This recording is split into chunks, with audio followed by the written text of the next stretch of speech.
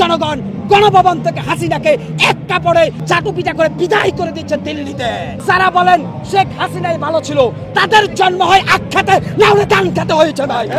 শেখ হাসিনা আদালতের গাড়ির উপরে বন্দুক রেখে তত্ত্বাবধায়ক সরকার ব্যবস্থা বাতিল করেছে কিয়ামত মৃত্যু পর্যন্ত ক্ষমতায় থাকার জন্য।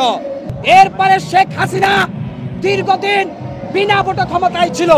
সেই শেখ হাসিনা এবং আওয়ামী লীগের মুখে গণতন্ত্রের সবক শোনা এই বীর বাঙালি জাতির জন্য অত্যন্ত লজ্জাজনক এবং হাস্যকর। বাংলার মাটিতে শেখ হাসিনার প্রত্যাবর্তনের স্বপ্ন যারা দেখেন, তারা আমি মনে করি হয়তো রাম, না হলে বাম, না হলে পথভ্রষ্ট সন্তান।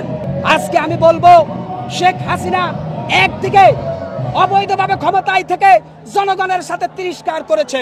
আংশিক নমুনা বলছে, যখন এই তেলের দাম বৃদ্ধি হলো, এই প্যাসিস্ট সাইকো হাসিনা বলেছিল তেল ছাড়া তরকারি রান্না করা যায়, অত্যন্ত হাস্যকর ব্যাপার। যখন আবার পেঁয়াজের দাম বৃদ্ধি হয়েছে, এই সাইকোপ্যাথ খুনি হাসিনা বলেছিল পেঁয়াজ ছাড়া তরকারি রান্না করতে হবে। যখন বেগুনের দাম বৃদ্ধি হলো, হাসিনা বলল মিষ্টি কুমড়া দিয়ে বেগুনি বানানো যায়। যখন ডিমের দাম বৃদ্ধি হলো, হাসিনা তার মুখ থেকে বলে দিল যে আপনারা ডিম সিদ্ধ করে ফ্রিজে রেখে দেন। এরপরে আপনারা বুঝেন এই রকম সাইকোপ্যাথ প্রধানমন্ত্রী বিশ্বের কোন দেশে আছে কিনা ভাই?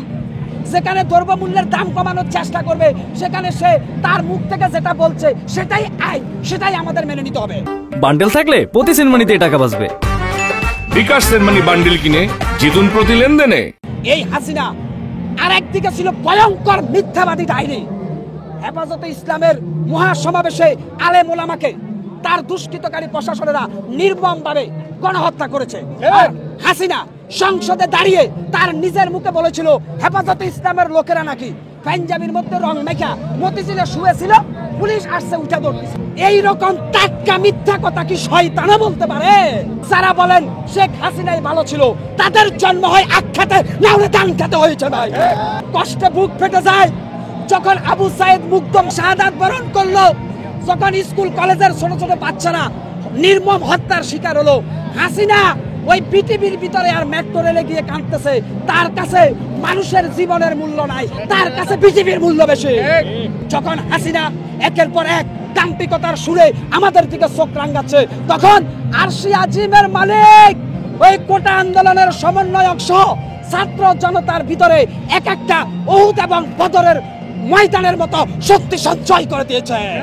সেই সঞ্চয় শক্তি নিয়ে জনগণ গণভবন থেকে হাসিনাকে এক কাপড়ে চাটুপিটা করে বিদায় করে দিচ্ছে দিল্লিতে।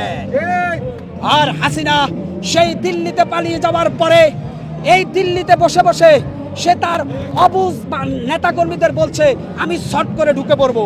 আওয়ামী লীগ, ছাত্রলীগ, যুবলীগের সেই সমস্ত ললিপপ খাওয়া কর্মীগুলো আছে, তারা এখনো বিশ্বাস করে হাসিনা ফেরত আসবে।